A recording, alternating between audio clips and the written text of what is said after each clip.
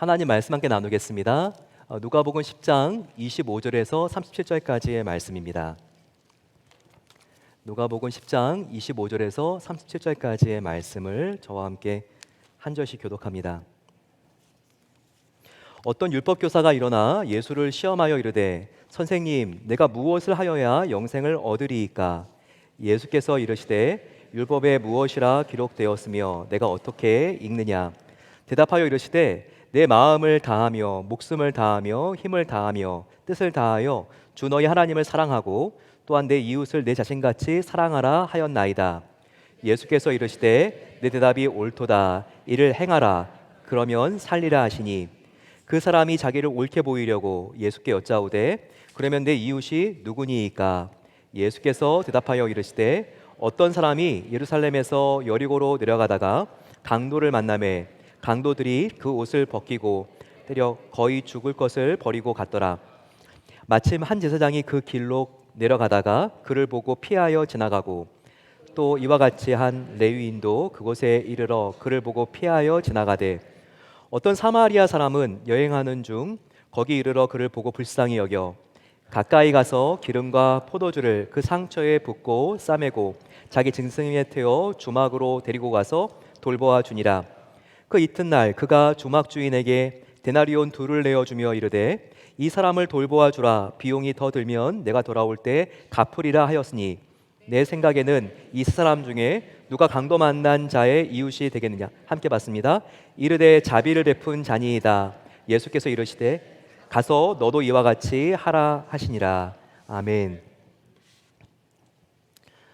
오늘 저희 교회 조수아 선교사님이 방문하셨습니다. 조수아 찬양 선교사님은 우리가 찬양하고 정말 이렇게 애송하는 많은 곡들의 원곡자이십니다. 제가 조수아 선교사님을 생각하면 떠오르는 찬양은 또 하나의 열매를 바라시며 그리고 날마다 숨쉬는 순간마다 하나님은 너를 지키시는 자, 날 구원하신 주 감사, 여호와께 돌아가자. 네, 이와 같은 찬양들인데요.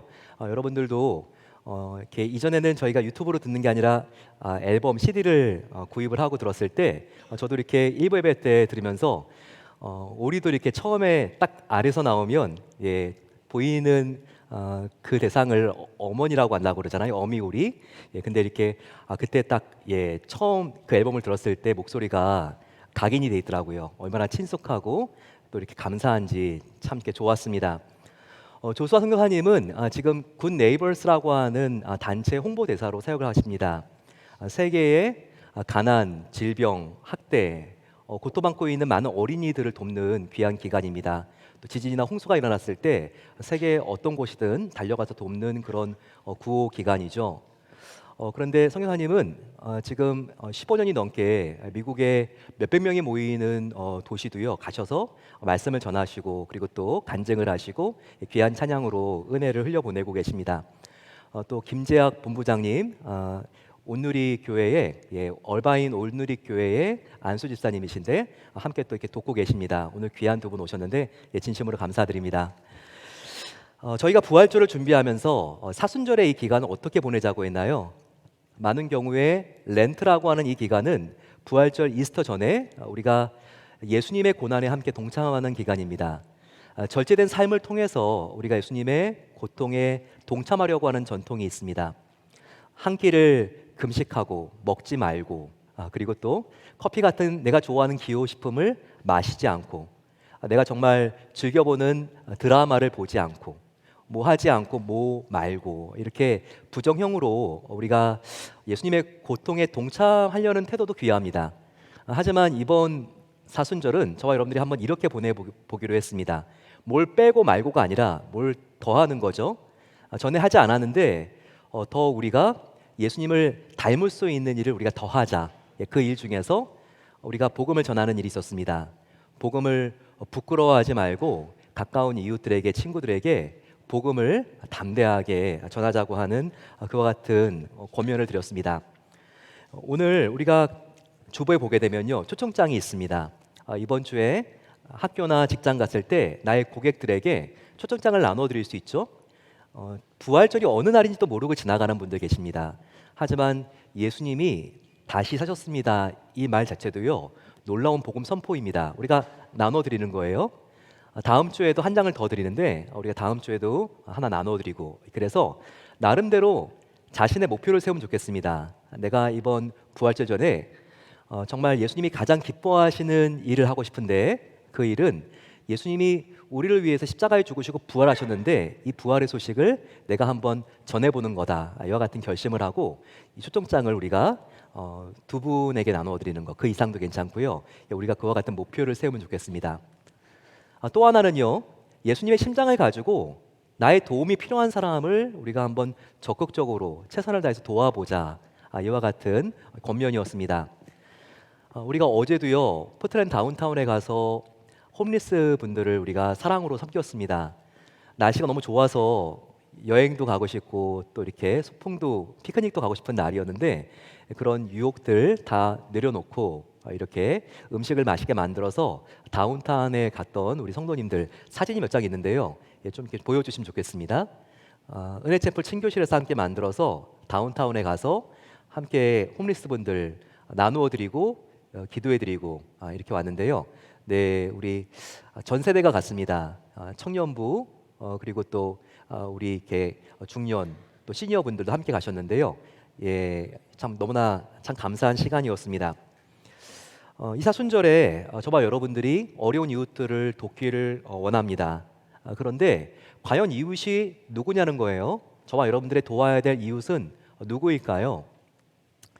2000년 전에 예수님의 비유에서 우리가 도와야 될 이웃이 누구인가, 여기에 대한 이웃의 개념을 예수님께서 정확하게 정리해 주셨습니다. 이것은 오늘 우리가 읽은 누가복음 10장에 나오는 선한 사마리아인의 비유입니다. 이 비유의 시작은요, 한 율법 학사가 예수님께 질문을 합니다. 그러면서 정말 나의 이웃은, 우리의 이웃은 누구입니까? 우리가 알고 싶은 이 질문을 예수님께 직접적으로 합니다. 10장 29절을 보시게 되면 그 사람이 자기를 옳게 보이려고, 율법 학사죠, 예수께 여짜오되 그러면 내 이웃이 누구니이까? 하지만 이 율법사의 근본적인 질문은 따로 있었습니다. 그 앞에 보게 되면요, 나의 이웃이 누구인가라고 하는 질문을 지금 하고 있는데 그 앞에 바로 어떻게 해야지 구원을 받습니까? 어떻게 해야지 영생을 받습니까? 이와 같은 질문을 그가 먼저 하는 것을 볼 수 있죠. 25절입니다. 한번 보실까요? 어떤 율법 교사가 일어나 예수를 시험하여 이르되 선생님, 내가 무엇을 하여야 영생을 얻으리이까? 지금 이 율법 학사가요, 예수님께 나의 이웃이 누구냐는 것을 물어보기 전에 그는 어떻게 해야지 구원을 얻는가, 영생을 얻는가, 이 부분이 더 궁금했던 것입니다. 여기에 대해서 예수님께서 답을 알려주기 위해서 이 이야기를 하시는 거예요. 이 비유를 말씀하십니다. 우리가 어떻게 해야지 영생을 얻는지, 온전한 영생을 얻는 방법이 무엇인지, 그리고 우리의 참된 이웃이 누구인지를 알려주기 위해서 예수님이 선한 사마리아인의 이야기를 하십니다. 여러분, 우리가 뭔가 어려운 개념, 추상적인 개념을 설명하기 위해서 비유를 사용합니다.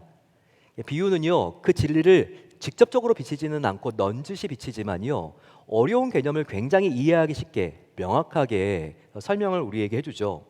바로 참된 이웃이 누구인가, 어떻게 하지 우리가 온전한 구원을 얻을 수 있는 성숙한 신앙인인가에 대해서 예수님이 이 선한 사마리아인의 비유를 말씀하시는 거예요. 이 선한 사마리아 비유는요, 어릴 때도 굉장히 연극으로 많이 합니다. 저도 이 연극을 어렸을 때 했는데요, 저의 역할은 강도 만난 사람이었어요. 물감으로 막 피를 흘리고 쓰러져 있었는데요, 이렇게 친구들이 지나가면서 정말 이렇게 본체도 하지 않고 지나가는 레위인과 제사장을 맡은 친구도 있었고, 와서 극진히 간호를 해주는 선한 사마리아인을 맡은 친구도 지금이 생각이 납니다.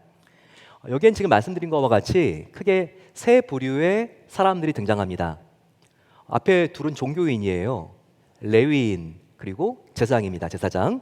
또 하나는 선행을 베푼 선한 사마리아인입니다. 각각이 지금 의미하는 비유의 그 뜻이 있습니다.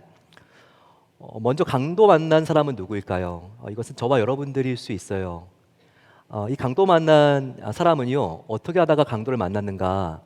오늘 말씀을 잘 보게 되면 예루살렘 성에서 여리고 성까지 가다가 강도를 만났다고 나와 있습니다. 지금도 한 8시간 정도 걸어야지 가는 꽤 긴 거리인데요. 근데 이 예루살렘 성은요, 굉장히 고도가 높습니다. 한 해발 800m 정도 되는 그런 이렇게 높은 산 위에 예루살렘이 지금도 있습니다. 여리고는요, 마이너스 한 200m, 차이가 약 1000m 정도 납니다. 예루살렘에서 여리고를 가려면 내리막으로 가야 되고요. 굉장히 협소하고 좁은 길들이 많습니다. 그리고 굉장히 높은 계곡들이 있어가지고 그 위에 강도가 있다가 갑자기 덮치게 되면요, 꼼짝없이 당할 수밖에 없는 그런 지형이라는 것을 지금도 성지순례 가면 알 수 있게 되어 있습니다. 여기를 가다가 지금 강도를 만난 거예요. 그런데 이 강도는 우리가 무엇을 비유한다고 말할 수 있을까요? 사탄을 비유한다고 말할 수 있지 않을까요? 창세기 3장에도 나와 있는 것처럼 사탄은 아담과 하와 최초의 인류를 속였죠. 하나님을 선택하지 않는 선택을 내리게 속였고요. 인간에게 있는 하나님의 형상, 특별히 영원한 생명을 약탈해 갔죠. 그것처럼 오늘 이야기에서 이 강도들은요, 그렇게 지금 이 강도 만난 사람을 완전한 절망의 구덩이에 빠뜨리고 맙니다. 저와 여러분들 얼마나 강도 만난 이 사람을 닮아 있습니까? 스스로를 우리는 구원할 수 없잖아요. 죄를 짓고 영원한 사망 가운데 있기 때문에 우리는 이제 정말 구원받을 자격이 없는 자들이 되었고, 완전히 지금 희망이 무너져 내린 존재들이 되었던 겁니다. 지금 강도 만난 사람을요, 그런데 지금 두 사람이 지나갑니다. 하나는 제사장이고 또 하나는 레위인이었죠. 그들의 특징은 무엇이었을까요? 그들은 정말 말씀 율법에 가까이 있었던 사람들이고요. 오늘도 예수님께서 질문했을 때 외운 대로 바로 답이 나오는 것처럼요, 율법의 정신과 의미를 그들은 정말 철저하게 주입식으로 암송하고 암기하고 있었던 사람들이었습니다. 율법의 정신이요, 하나님을 온 마음과 뜻과 힘을 다하여 사랑하는 것이고, 예수님, 그리고 내 이웃을 내 몸과 같이 사랑하는 것입니다. 줄줄줄 나옵니다. 그렇게 그들은 말씀에 가까이 하고 있었고 말씀을 가르치는 사람들이었습니다. 하지만 중요한 게 행동이 부재한 사람들이었죠. 강도 만난 이웃이 있는데 내 몸과 같이 생각을 했다면 그들이 말하는 것처럼 어떻게 그냥 갈 수가 있을까요? 그것도 피해 갔다고 지금 말하고 있습니다. 이 제사장을 보게 되면요, 그 당시에 제사장은 정말 하나님 앞에 나아가서 제사를 드리는 국민들의 대표였죠. 근데 그들이 제일 꺼리는 게 있었는데요, 시체였습니다. 왜냐하면 율법에 보게 되면 정결례라고 하는 법이 있는데요, 시체를 가까이 하거나 만지게 되면 일주일 동안 부정하다 그래서 제사장들은요, 제사 집례를 못했습니다. 그러니까 지금 피를 흘리고 있는 이 사마리아인이 지금 피를 흘리고 있는 이 사람이 쓰러져 있으니까요, 가까이 가기가 싫은 거예요. 선을 넘기가 싫었던 거예요. 피곤한 일 만들기가 싫었습니다. 잘못해서 내가 제사장인데 만지기도 한다면 1년 365일 중에서 제사를 드릴 수 있는 자기의 헌신일은 2주밖에 되지 않는데 한 주는 자가격리를 해야 됩니다.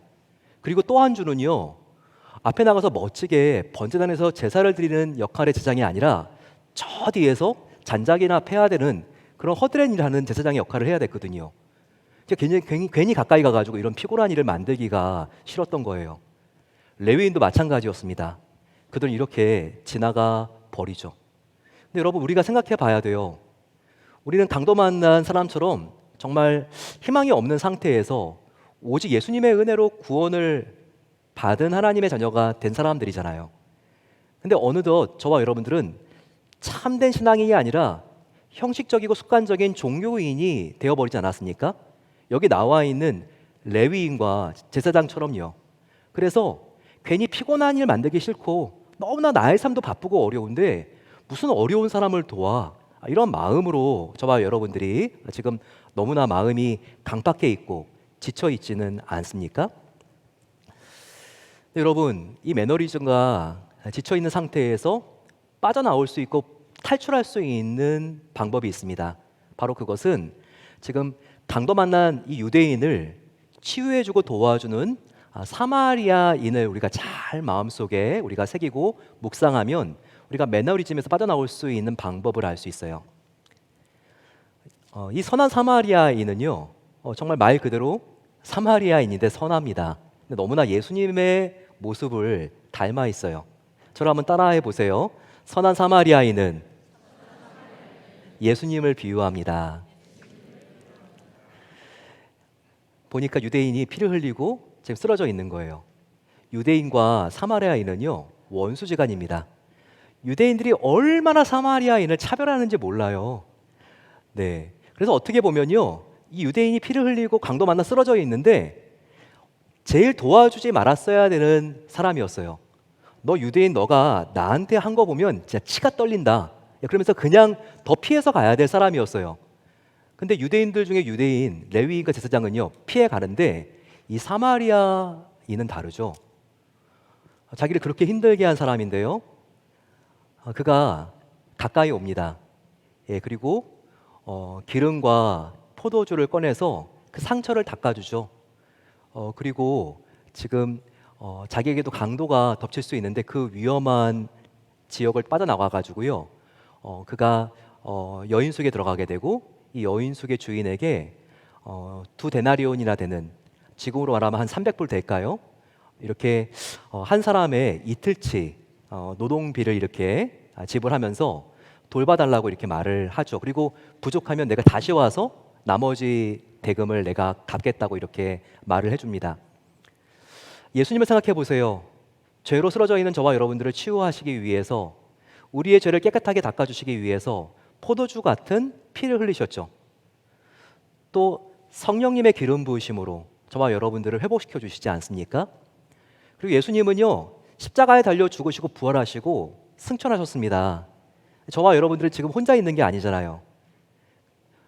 여관집 주인에게 그 사마리아인이 치료비를 지급을 하면서 잘 좀 돌봐주라고 보호자의 역할을 맡겼죠. 그것처럼 예수님은 승천하시면서 성령님을 우리에게 보내주셔서 우리를 지킬 수 있도록 그렇게 하나님께 정말 부탁하시고, 성령 하나님께서 저와 여러분들을 함께 해주시고 지켜주시지 않습니까? 너무나 이 사마리아인은요, 비유적으로 봤을 때 예수님을 빼어 닮아 있는 것을 우리가 알 수 있습니다. 이렇게 구원받을 자격이 없는 저와 여러분들이었지만 무조건적인 은혜로 예수님께서 우리에게 먼저 다가오시고 주님의 보혈과 성령으로 깨끗하게 닦아주시고 저와 여러분들을 하나님의 자녀로 새롭게 세워주셨다는 겁니다. 마지막에 특별히 예수님은 율법 교사에게 이렇게 도전하죠.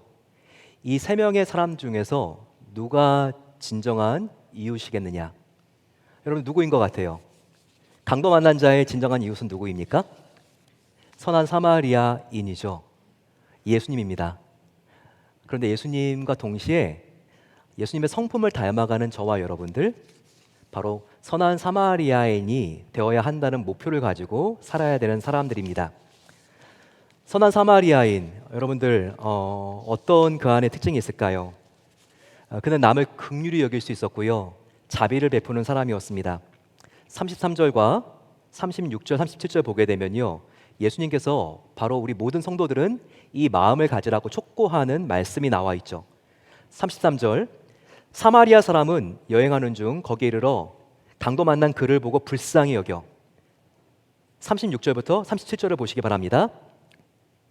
예수님이 말씀하십니다. 너의 생각에는 이 세 사람 중에서 누가 강도 만난 자의 이웃이 되겠느냐? 이르되 자비를 베푼 자니이다. 예수께서 이르시되 가서 너도 이와 같이 하라 하시니라. 선한 사마리아인이 했던 일, 바로 그것은 mercy, 자비를 베푼 일입니다. 여러분, 저와 여러분들이 어떤 사람에게 잘해주나요? 뭔가 자격이 충분한 사람, 뭔가 요만큼 도와줬을 때 대가가 돌아올 거와 같은 사람, 내가 도와줬는데 대가가 돌아오지 않는 사람 같은 경우는요, 우리가 좀 주저하게 됩니다. 그게 인간의 계산적인 마음인 거죠. 하지만 예수님을 보세요. 예수님은 선을 넘으셨습니다.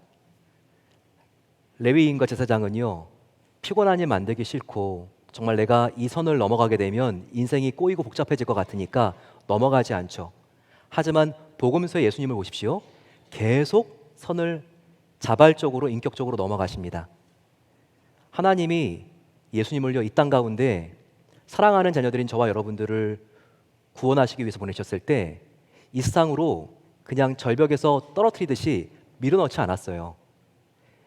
예수님은 하나님과 같은 마음으로, 하나님과 같은 긍휼과 자비의 마음으로 저와 여러분들을 사랑했기 때문에 자발적으로 이 땅에 오셨습니다. 그 수모와 핍박과 어려움을 다 견디시고 마지막에 물과 피를 다 쏟아붓는 십자가에서 모든 것을 내어주신 그 주님, 그 주님께 우리는 어떻게 선을 넘지 않았다고 말할 수 있습니까? 저와 여러분들, 과거에는 강도 만난 이웃이 바로 저와 여러분들이었습니다. 자포자기할 수밖에 없고 구원받을 자격이나 가능성이 전혀 없는 자들이었죠. 지금 예수님이 저와 여러분들에게 촉구하십니다. 너가 강도 만난 사람이었으면 과연 제사장과 레위인 같이 살 것인가? 항상 선을 넘지 않은 그 삶을 살 것인가? 아니면 선한 사마리아인 같이 선을 넘으면서 예수님을 닮은 긍휼과 자비의 심장을 가지고 살 것인가? 하나님께 정말 십자가의 그 은혜로 자격 없는 자가 구원받은 그 은혜를 깊이 마음속에 다시 한번 새기시고 그 받은 은혜를 주위에 있는 사람과 조금씩 나누며 흘려보낼 수 있는 저와 여러분 되시기를 간절히 축원합니다. 함께 기도하시겠습니다. 사랑의 아버지 하나님, 강도 만난 사람처럼 버려져 있었고 스스로를 구원할 수 없는 영원한 절망 가운데 있었던 비참한 존재들이었습니다.